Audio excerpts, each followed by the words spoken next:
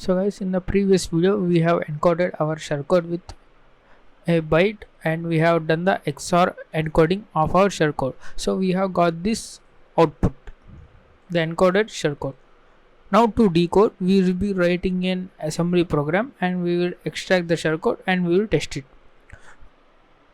To decode, we need to same XOR the encoded shellcode with AA. So if you XOR the 9B byte with AA, you will get the byte 31.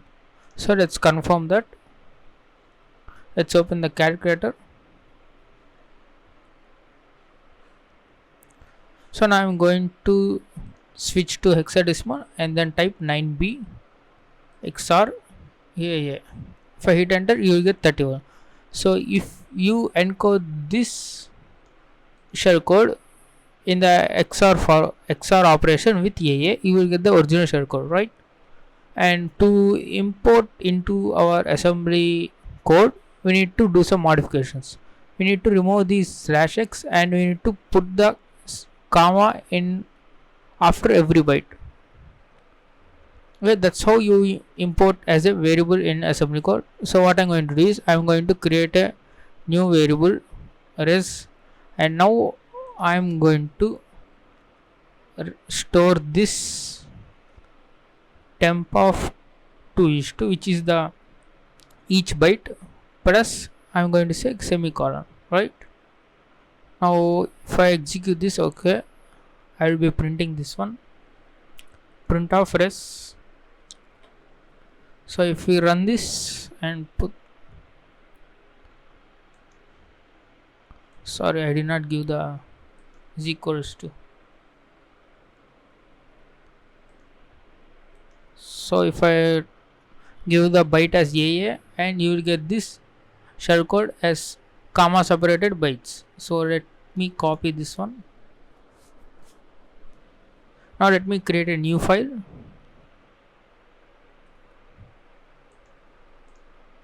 and I will save it as XOR decode .nasm. So guys, now let's say shellcode and define byte, and I'm going to paste it in here.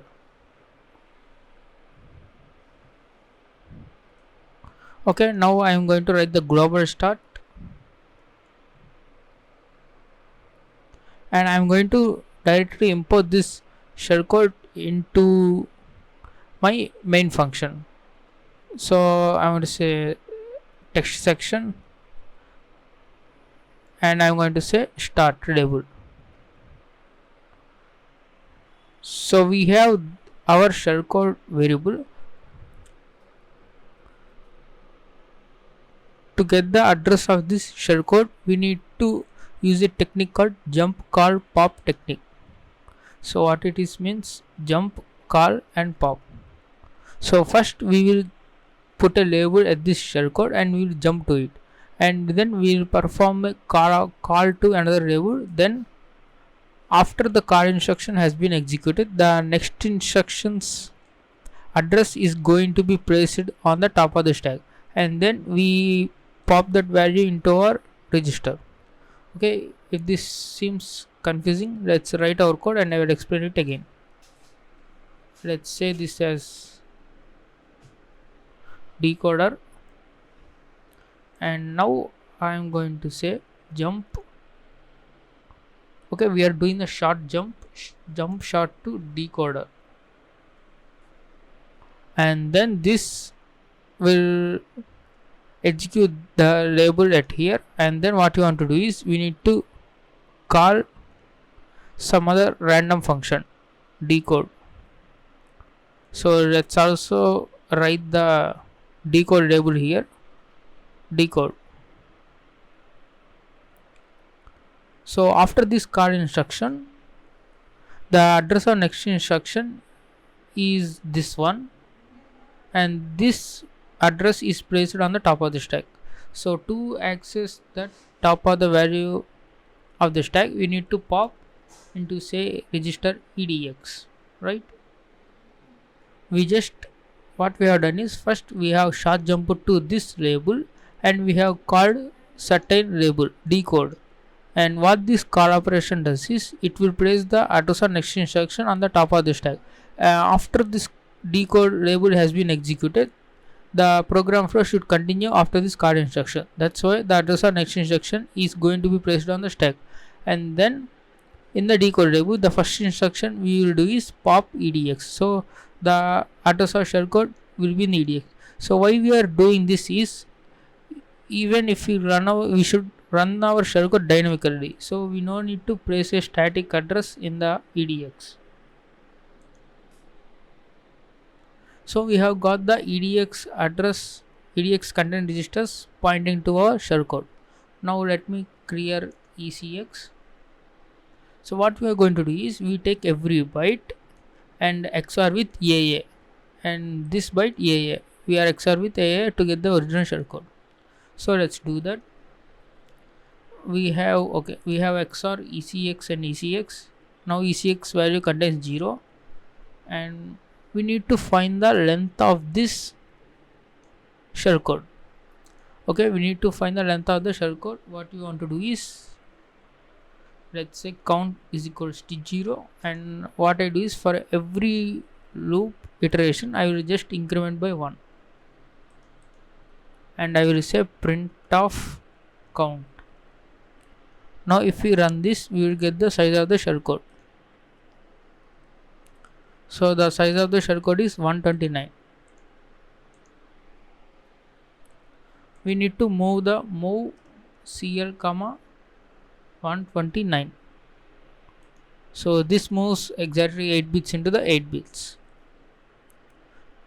Now what we are going to do is, we need to loop over this whole shellcode byte by byte, and we need to XOR this each and every byte with AA, right? So let's say XOR EDX. Okay, we need to do byte XOR, right? XOR byte EDX comma 0xAA. So EDX points to the starting of this shellcode. This means EDX is equals to EDX plus 0. This is the first byte. If we need to increment EDX to get the value of second byte, and we need to increment more to get the value of more bytes. So we need to increment EDX, and say we are going to loop decoding, right? So let me write the decoding part here. So this loop executes until ECX becomes 0, and then we will XOR each and every byte, and the original shellcode will be placed in the shellcode variable. Now we need to jump to the shellcode to execute this one, right? Let's say jump short shellcode. So after this, the short jump to the shellcode variable takes place, and our shellcode will get executed, right? Okay, first I will explain what we have done. First we have making the jump to this decoder label, and then we are placing the shellcode after the call instruction such that this address will be on the top of the stack. And in this decode label, we are popping the top of the stack, which is the address of this variable, into EDX register, and then we are clearing the ECX register in order to use the loop instruction, and then we are copying the size of the shellcode into ECX register, and then we are XORing the each byte of EDX with AA. Because we have encoded the shellcode with AA, to get the original shellcode we need to XOR with the same byte, and we are decrementing EDX. Decrementing